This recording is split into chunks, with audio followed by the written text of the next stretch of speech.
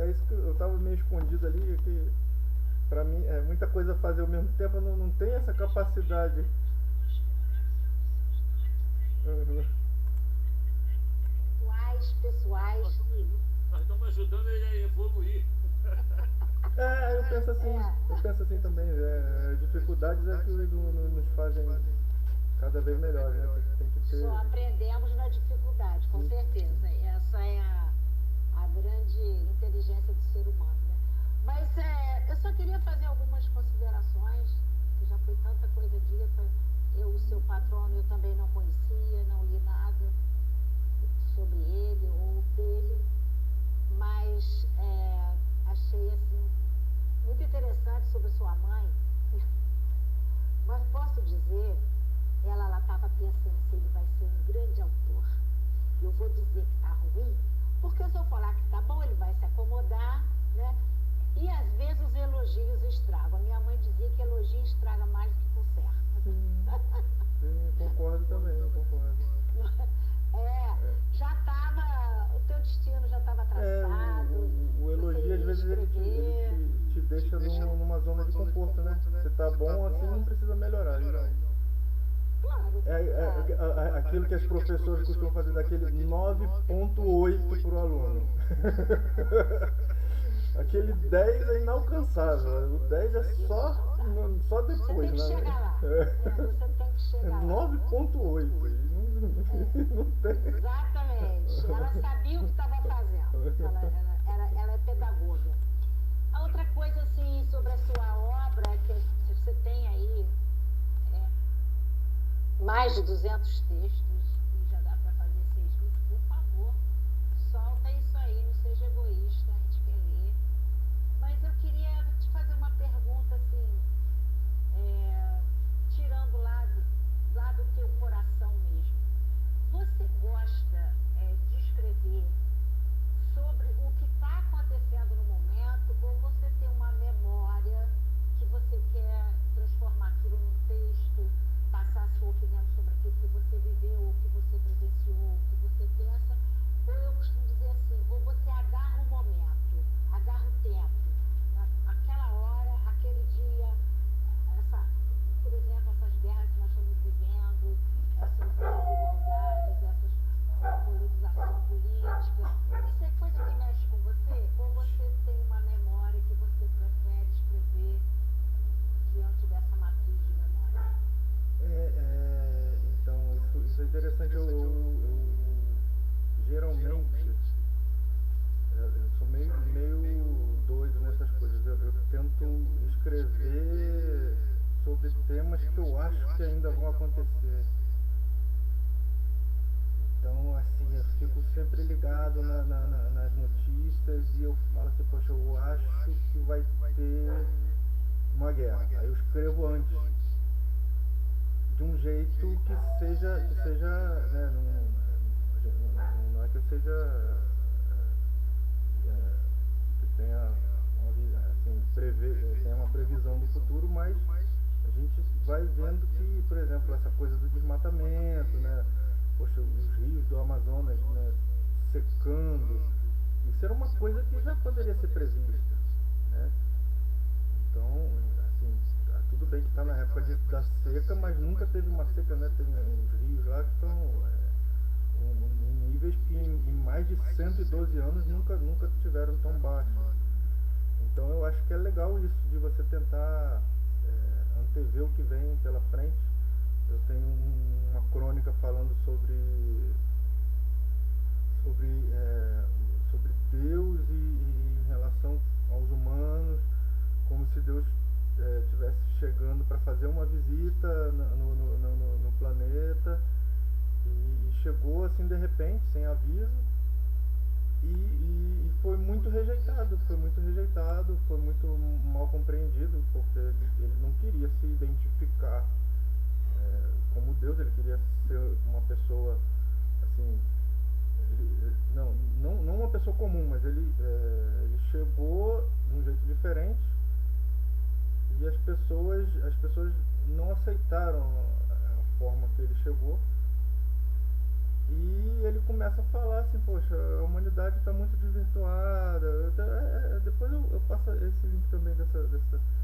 E aí uma das coisas que ele fala, bom, eu vou reduzir um pouco a população humana, vou lançar algum vírus aqui para reduzir a população. Isso foi acho que uns 6 meses antes de chegar a pandemia. Depois que começou, eu falei, ai meu Deus, coisa horrível. Coisa O horrível. que eu fiz? É, rogando Mas praga. assim, as coisas, elas são previsíveis, né? Sim, é isso. Você vê, né, tanto tempo. é, é, Ninguém deixa, né, do conforto, né? Tem lá uma pesquisa que a gente estava fazendo no trabalho mesmo, porque a extensão rural ela reúne os agricultores para tentar fazer grupos mais coesos de associações, de cooperativas. Então a gente está sempre buscando essa união maior dos agricultores, que é cada um por si. Eles têm, né, essa coisa da criação, da lida, do trabalho diário, o dia inteiro, você não tem tempo para outras coisas. E aí a gente fazia um questionamento assim: você gostaria de melhorar a sua comunidade? A primeira pergunta. Todo mundo, claro, gostaria, sim, gostaria. Todo mundo. É, e você, de que forma que você gostaria de contribuir para a melhoria da sua comunidade com algum recurso, dinheiro? Não, o dinheiro é complicado. O dinheiro não teria como contribuir, não. Você teria como contribuir para a melhora da sua comunidade com o tempo, com seu tempo, participando de ações comunitárias? Não, poxa, o tempo também é muito curto. Então, assim, todo mundo quer ajudar, mas não tem tempo, não tem dinheiro. Então, de que maneira você gostaria de ajudar a melhorar a sua comunidade, né? Porque é uma coisa, isso quem trabalha aí na prática da administração pública, né? Para contribuir, ou você tem que dar o seu tempo, ou você tem que dar o seu dinheiro. Né? Não tem muito como fugir desses dois itens. Então, é difícil. É uma situação difícil. Todo mundo quer ajudar, mas não tem outra forma, né? Você, Com certeza, com certeza. A outra coisa assim que me encanta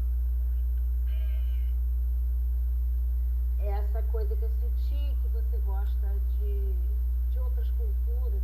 Como você disse, o Brasil é rico demais, a gente não consegue nem ler todos os nossos autores, conhecer todos os nossos pintores, os nossos compositores. Tem tanta gente por aí, né, boa, que a gente ainda não partiu para o estrelato, então fica meio esquecido. uhum. Mas essa coisa da outra cultura, eu acho que enriquece porque a gente acaba achando um elo em comum, né?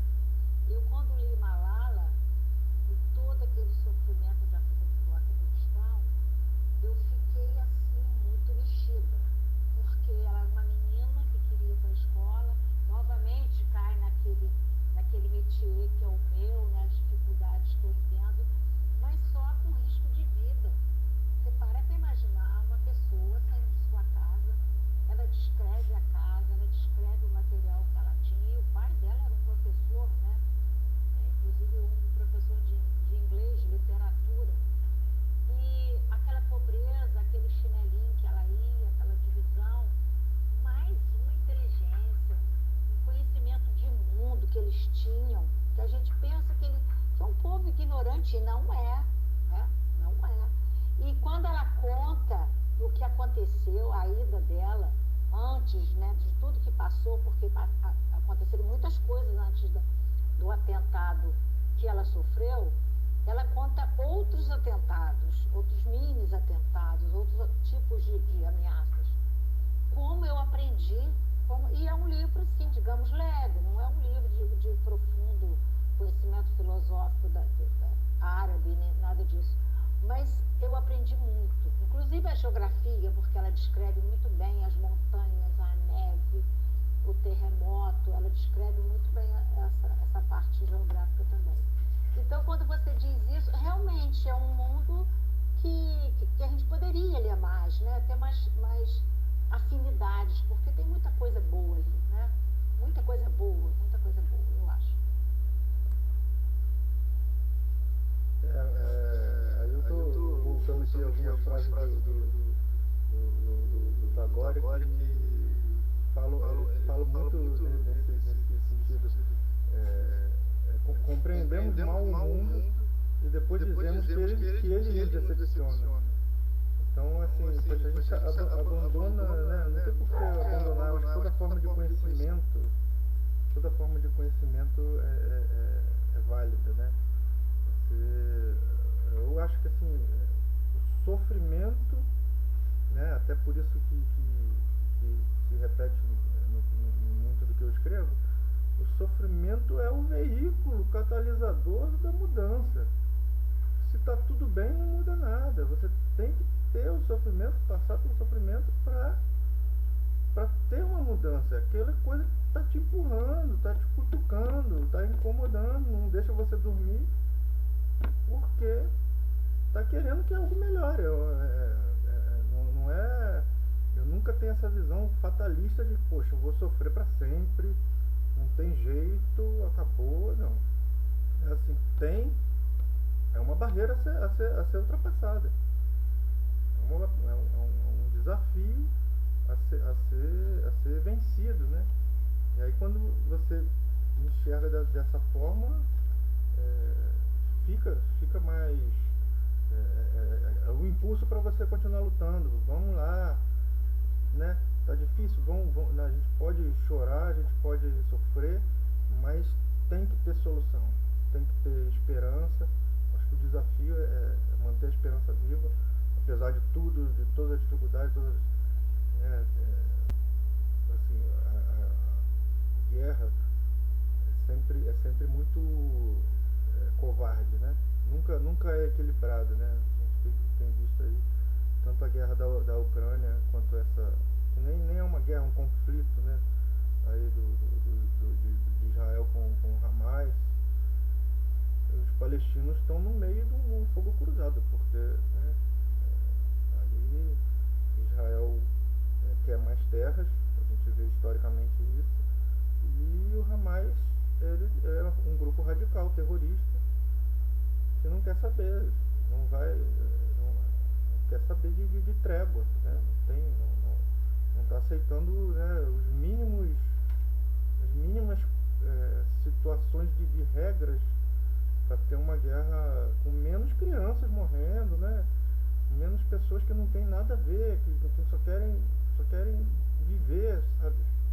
Então, a gente está esse é um momento muito de muita crítica, de muito questionamento, né? Aí eu fui separando aqui algumas coisas, sabe? Da minha mãe, poxa, eu falei da minha mãe assim como crítica, mas ela também era uma pessoa que sempre estudou muito, sempre leu muito, ela lia muito, assim, ela lia vários livros, jornal, então era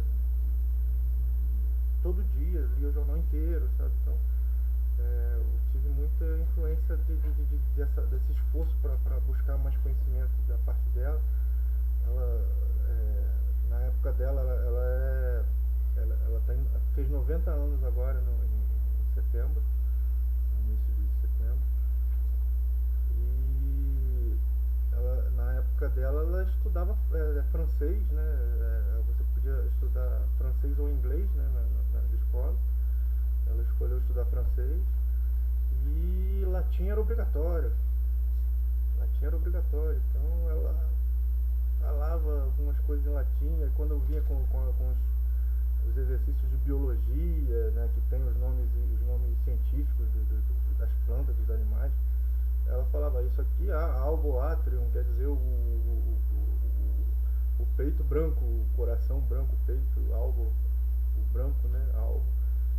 E sempre me ajudou muito para fazer as provas de concurso. Às vezes apareceu algum nome científico, eu ia lá pelo latim e descobri o que era. Então Eu tô falando isso porque eu acho que a minha mãe, ela, dentro do que ela pôde, ela criou muito bem os filhos.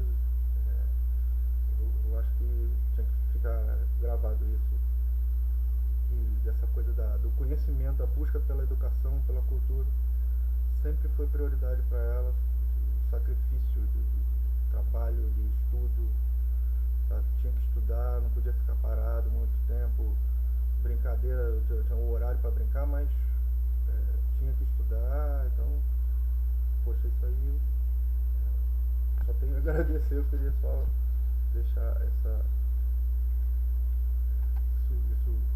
registrado aí. Bacana. Agora, você acabou, Ana? Oi. Oi, acabei sim. Eu fiquei ouvindo ele falar da mãe e é isso mesmo, o registro. Já sabia que ela era assim, não precisava nem falar. Exatamente, eu já sabia o perfil. Obrigada.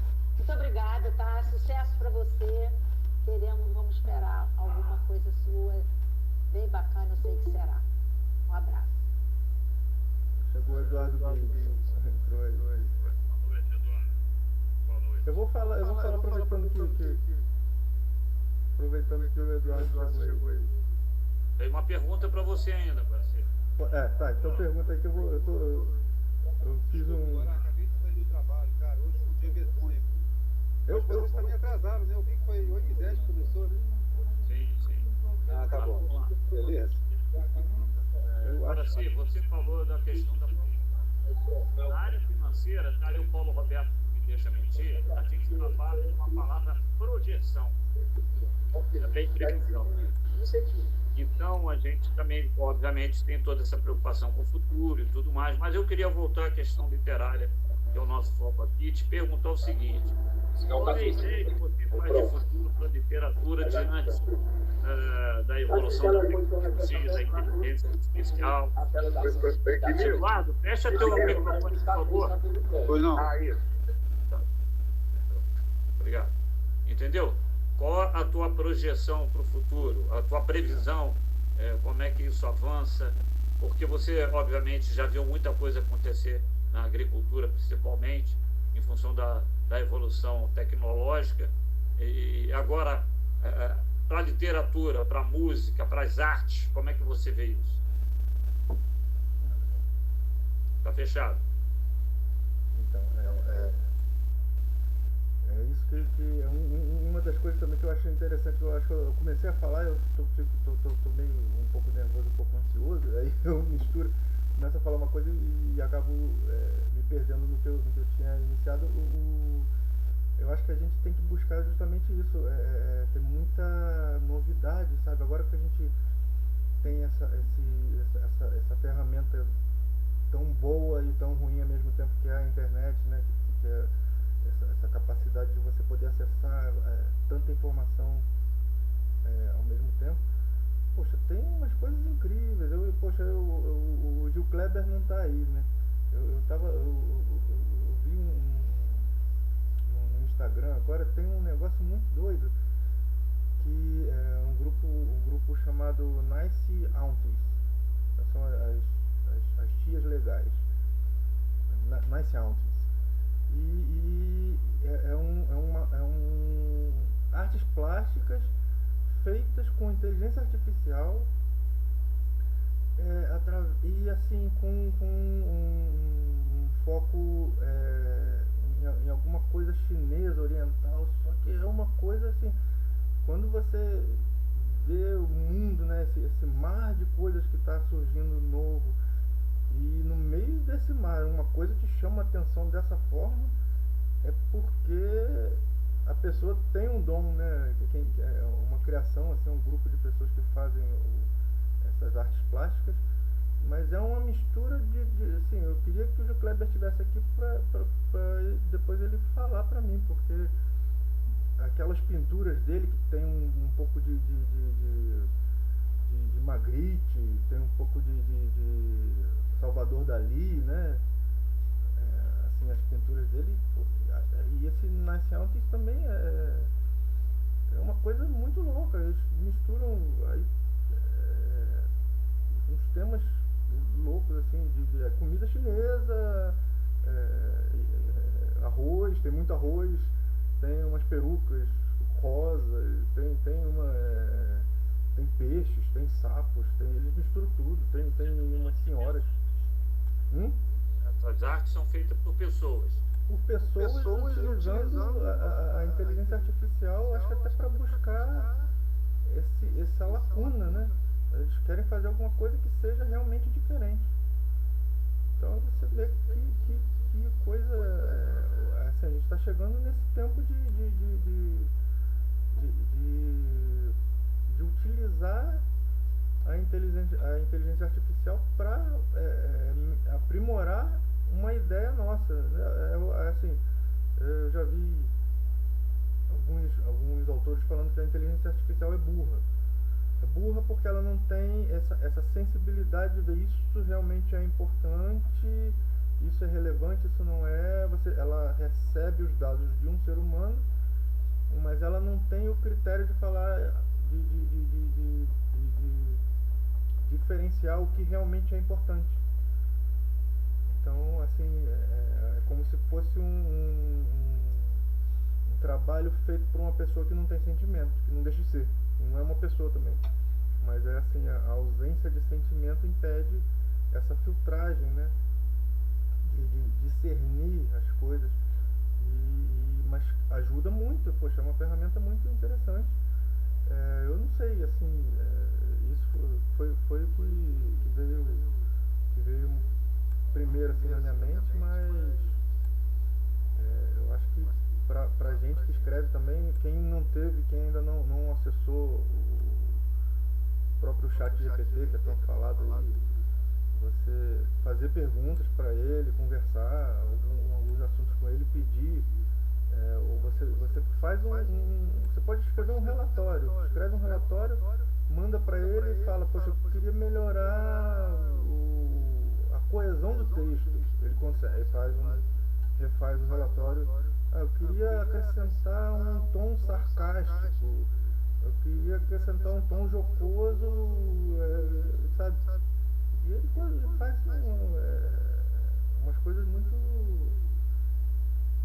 até assustadoras, né, pra gente, como a nova tecnologia chegando, a gente igual um chimpanzé olhando para aquele troço sem entender muito bem como é que funciona. Eu entendi o seguinte, que você realmente tem um temor essa ferramenta em relação à literatura.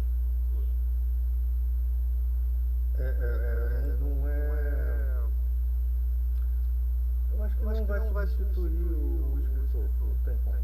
Porque, primeiro, por causa da diversidade, né? Tem até aqui eu fiz uma colinha das frases da Agora, e à medida que a gente vai falando, eu vou me lembrando de algumas, assim, que ele fala assim, o bosque seria muito triste se só cantassem os pássaros que cantam melhor. Então é isso, você pode escrever e pode até não ser nenhum primor do que você, não ser tão bom quanto você imagina, mas vai ter alguém que vai se identificar com aquilo, vai ter alguém legal que vai fazer uma diferença, que vai acrescentar algum conhecimento. Então acho que é uma ferramenta, são ferramentas que estão surgindo aí, vão fazer coisas muito incríveis, né? Eu não sei se eu comentei assim, só para ilustrar a questão de tomografia, né? Eu vi, não tem muito a ver com arte, mas é só para vocês terem uma noção, lançando milhares de tomografias para dentro da inteligência artificial, ela conseguia, a parte do cérebro, ela identificava, aí começou a identificar as doenças, o que poderia ser as alterações das ondas cerebrais que ficava na tomografia, né?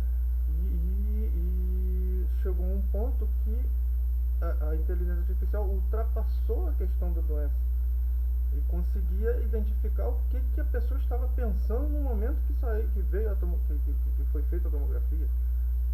Então aí ela começou, a pessoa pensava numa coisa, escrevia ali, né?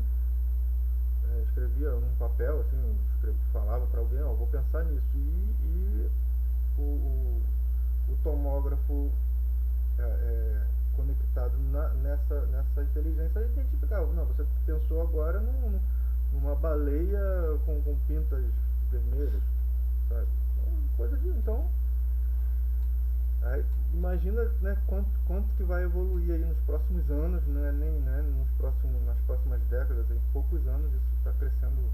Já tem aviões de guerra que sabem que voam sozinhos, né? Então os militares estão loucos com isso, com essa tecnologia nova. Eles querem, tem muita coisa pro mal também, mas assim, sempre quando chega alguma tecnologia tem o mau uso, né?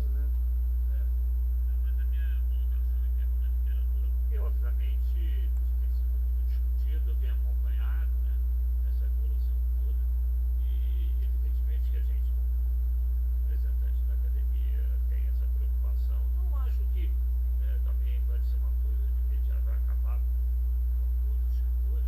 Eu acho que a gente tem isso tudo que você falou, emoção, sentimento e essa criatividade. Eu acho que não tem essa preocupação não.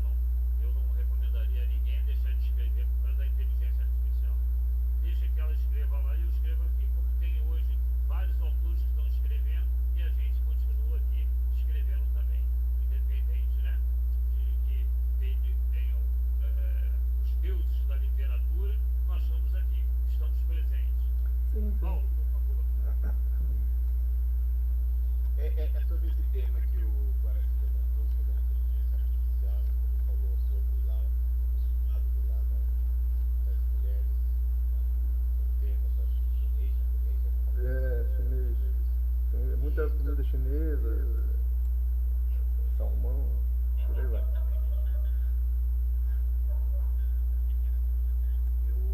Eu sou apaixonado por fotografia, é uma paixão minha, e eu trabalho muito nessa questão da arte, da fotografia também.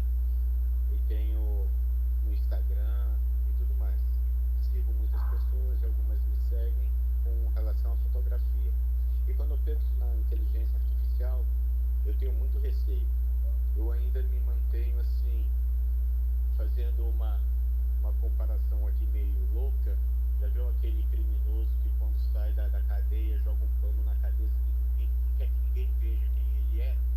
Sou eu em relação à inteligência artificial. Eu jogo um pano na cabeça, não quero nem te ver inteligência artificial, não quero ainda ter esse relacionamento contigo não, porque me traz muita frustração quando determinadas fotos que eu acho magnífico, a foto, o tratamento dela. Eu comecei a seguir um cara que com muita gente do mundo inteiro segue, e quando eu fui descobrir que é tudo inteligência artificial, dá uma frustração.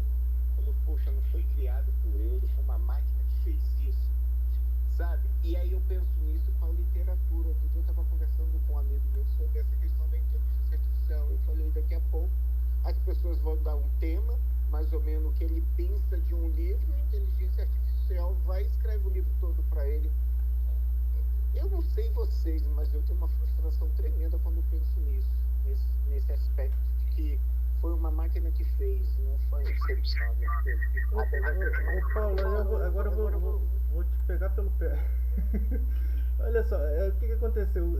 Antes da fotografia não tinha as artes plásticas, né, a pintura, que tinha aquela coisa de fazer a pintura o mais perfeito possível dos cortesãos, dos reis, né? Aquela pintura tinha que ficar mais bonita do que a realidade, né? O cara nem era tão bonita assim, botava, você aqui deve gostar de ser mais alto, vou aumentar aí. Então já tinha, aí você imagina nessa transição, quando começou a surgir a fotografia, a pessoa fala, poxa, agora uma máquina faz isso aí, tudo já deixa o troço pronto, com uma pintura que eu levaria meses para fazer, a câmera vem e num apertar de dedo já está pronto. a gente tem essa rejeição, eu acho que é natural do ser humano, essa rejeição às novas tecnologias, né? Um pouquinho no aspecto disso daí, você pode caminhar com isso para a literatura, eu vou usar em paralelo a fotografia. Por exemplo, até agora, eu e minha esposa, a gente viaja muito para parques nacionais, para regiões de natureza, para a gente fotografar, que minha fotografia é mais baseada em natureza e pássaros. Principalmente natureza, que eu transformo em quadros. Nós fomos para a Chapada dos Veadeiros, passamos uma semana lá. E tinha um casal conosco, um casal de amigos que foram conosco também. Aí o rapaz falou assim, cara, eu acho incrível. Você bota a tua câmera para um lugar, eu olho, poxa, eu vejo só mato, eu vejo só água, depois você pega a foto e me mostra aqui. Aí eu consigo ver, porque você viu antes, registrou, eu consigo ver. Aí você pega uma foto de uma pessoa, então eu sei basicamente quase sempre, eu sei aonde minhas fotos foram tiradas, eu consigo, minha esposa até brinca, como você consegue lembrar? Eu consigo, essa foto foi tirada em tal lugar, porque eu tenho ela ainda guardada na minha mente. Aí você vai lá com uma máquina, põe um rio aonde não existe, põe uma árvore que não existe, aí perde totalmente a originalidade da foto. Isso me frustra muito, você entende? E aí as pessoas, nossa, que lindo, aonde foi tirado? Foi tirado em lugar nenhum, foi tirado. Então quando eu jogo isso para a literatura, pensando que daqui a pouco a máquina vai estar escrevendo no lugar dos autores, isso me frustra. Desculpe, eu estou tomando muito tempo, mas isso traz uma frustração para mim. Eu não sei o que os outros pensam, mas eu estou ainda muito resistente a isso. Se você pensar também que a própria produção pós a foto, né, que você, se for de pessoas, você emagrece uma pessoa, você deixa ela mais bonita e tudo mais, eu concordo contigo. Mas minhas fotos eu muito pouco, eu gosto muito dela mais no original mesmo. É isso. Eu acho que eu também concordo com você de realmente, poxa, você desvirtuar um lugar que é bonito, né, naturalmente, vou tentar fazer o lugar mais bonito do que ele realmente é. Isso eu acho que é uma atitude de você, de uma insatisfação com a realidade, né? Eu acho que o mundo real, ainda creio que o mundo real possa ser bom o suficiente, né, para que a gente possa viver no mundo real, não no mundo de sonho, não no mundo virtual, né, nessa coisa que você faz o filtro do rosto, ou coloca, né, um outro rosto no seu rosto. Poxa, isso de uma insatisfação imensa com a realidade. A realidade que hoje em dia, Brasil, muitas pessoas estão vivendo no mundo artificial, né? Assim, vamos dizer assim, elas vivem atrás de uma máquina, criam um perfil para ela, e esse perfil que está para a sociedade cria os amigos, chamamos, como é que fala? Várias pessoas passam a seguir ela, se tornam amigos dela, na realidade nem é ela pessoalmente. É uma figura que ela criou, algo que ela criou. É muito confuso isso também. Perfeito. Bom, tenha certeza que enquanto eu estiver aqui, eu não vou defender que apareçam nossos avatares aqui na nossa tela. Vamos aparecer assim. Deixa eu abrir aqui para a pergunta do GSG, por favor. Gente, olha só, eu estou num bagaço danado aqui, por isso eu não estou nem querendo aparecer. Não, gosto. Deixei de fazer, inclusive, café com poesia hoje com a Denise, porque realmente está muito ruim. Mas sobre essa parte da inteligência artificial, recentemente, né, quer dizer, acho que causou o primeiro impacto, assim, mais, foi quando, não sei, a propaganda, acho que foi de uma Kombi, sei lá, da Volkswagen, com a Elis Regina e a filha. No primeiro momento eu fiquei impactado com aquilo ali, né, que eu achei lindo demais e tal. Mas depois comecei a ouvir alguns questionamentos daquilo e dali, que vai bater exatamente com o que o Guaraci falou, que poxa, para mim faltou sensibilidade porque jamais o autor daquela música permitiria, né, a utilização pelaquela né, uma coisa assim muito... E realmente é complicado, por quê? Porque eu acho que também você disse que o sentimento, né, aquela coisa de não ser da gente, isso aí eu lembro muito bem, porque eu tenho inclusive o LP aqui em casa. Em 1969, Gilberto Gil gravou e lançou um LP que tinha música, eu não lembro se o nome do LP, porque não está aqui comigo, é Cérebro Eletrônico. Eu não sei se vocês lembram dessa música. Agora, se talvez não tenha nem nascido o negócio. E aí, em que ele botava ouvir lá. Então, o cérebro eletrônico faz tudo, quase tudo, mas ele é mudo, né? E aí ele vai falando algumas coisas e tal, só eu posso provar, sentir se Deus existe, só eu. E é exatamente isso que eu acho. Eu acho que eu não tenho essa preocupação, porque independentemente dessa vamos dizer assim, desse momento, meu amigo, eu não vou entrar nessa. Eu não vou.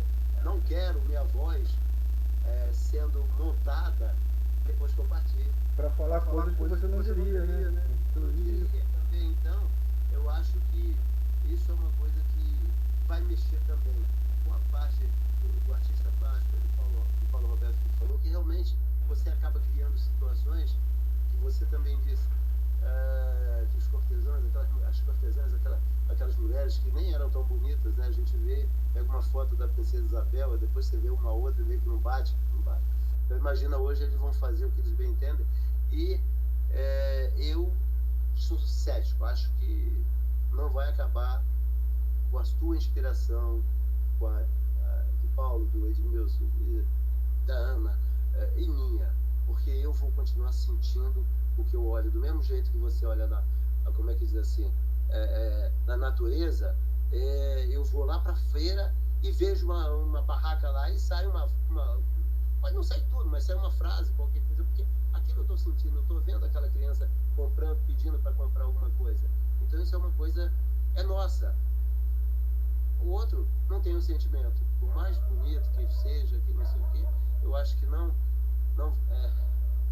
é difícil aqui de falar e eu tenho que falar muito rápido. Olha, mas é isso, eu queria só registrar que concordo com você e eu acho que a nossa preocupação ela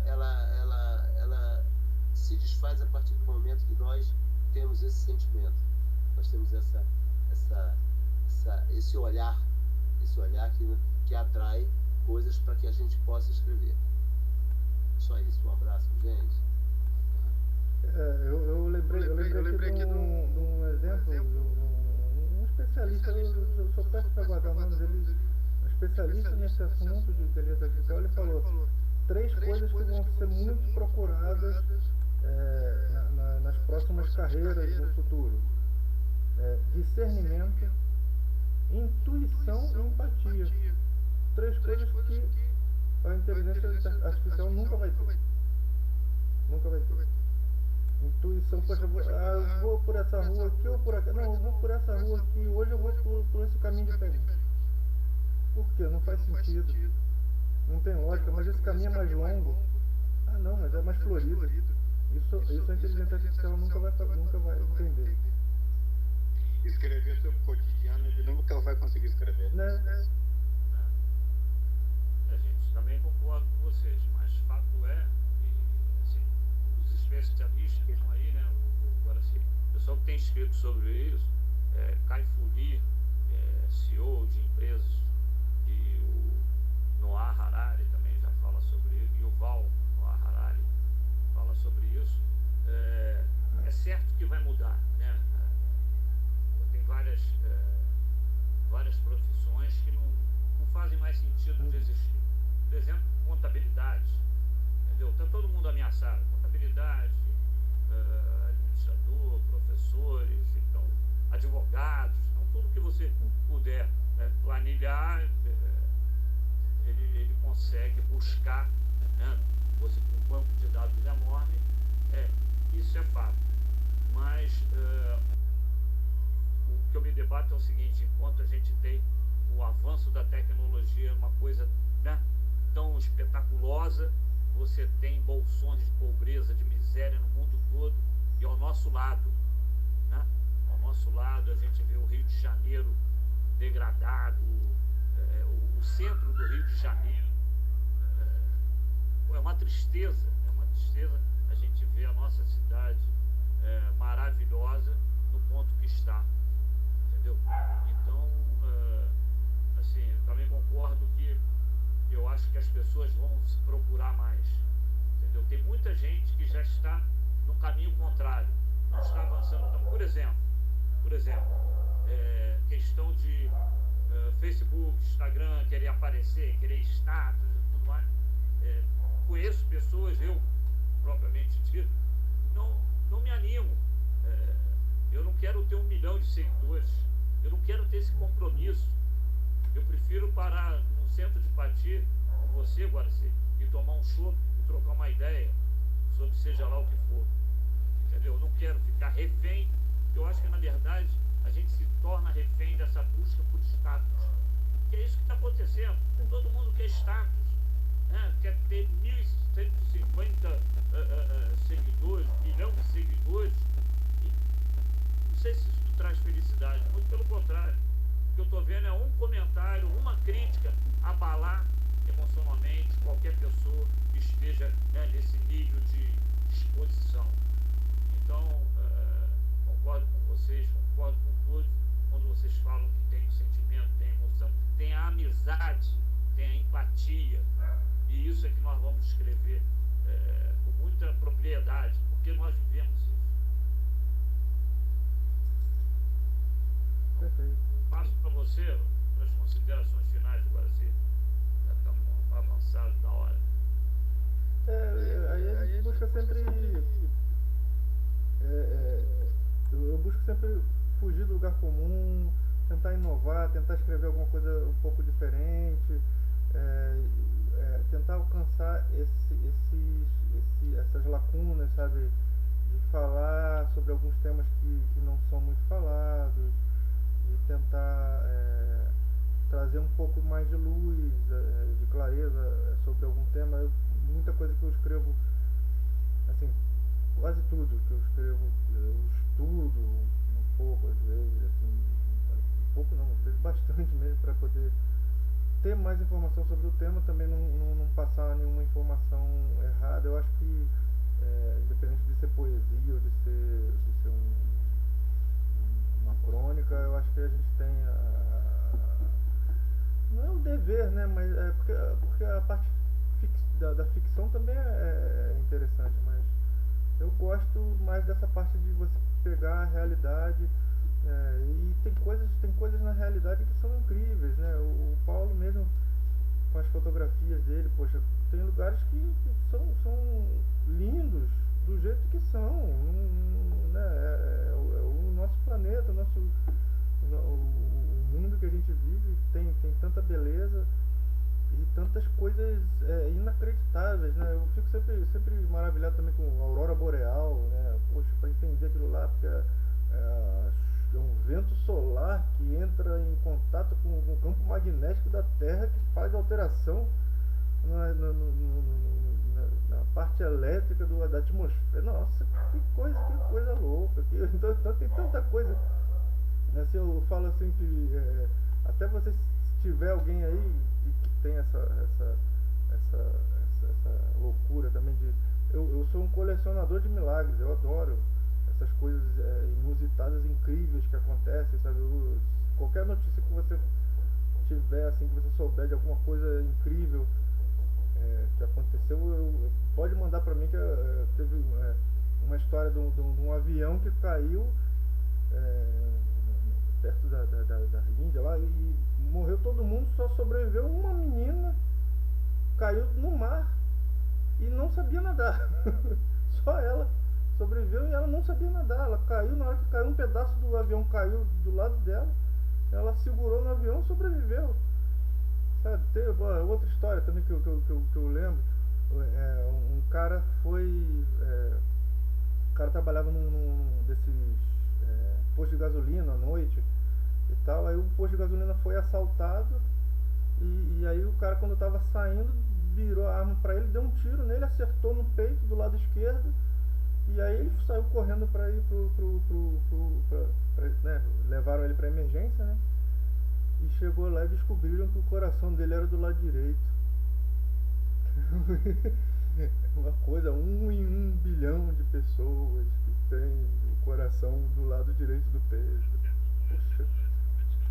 Tem, não, eu tenho até as notícias, eu vou salvando, né, quando eu vejo essas coisas incríveis. Então, que eu tô falando assim, da gente buscar essas coisas incríveis reais, né? Da vida, poxa, a vida tem muitas coisas incríveis. Esse eclipse que teve aí, né? Esse eclipse anelar, né? Isso não é nem da tua época, da época de outro. Esse eclipse anelar que teve também, né? Que coisa incrível. Antigamente, imagina a pessoa que não entendia ver a lua com um furo no meio, o sol com um buraco no meio. Tanta, né? Eu acho que o mundo ainda é belo, apesar de tudo. E é isso que a gente tem que evidenciar como artistas, como escritores. Eu acho que eu puxo pro lado da tristeza para mostrar que tem depois disso, sabe? Depois do sofrimento tem alguma coisa boa. Então tem que ter. Eu acredito na humanidade ainda. Obrigado, Guaraci. Obrigado. Foi formidável. Se alguém quiser falar alguma coisa, fica à vontade. Mas eu já vou encerrada. Cada hora. Tá?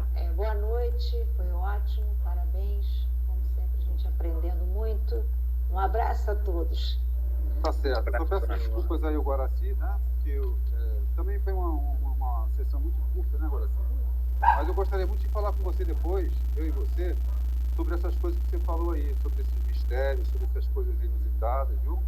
Eu faço questão de bater um papão contigo, tá?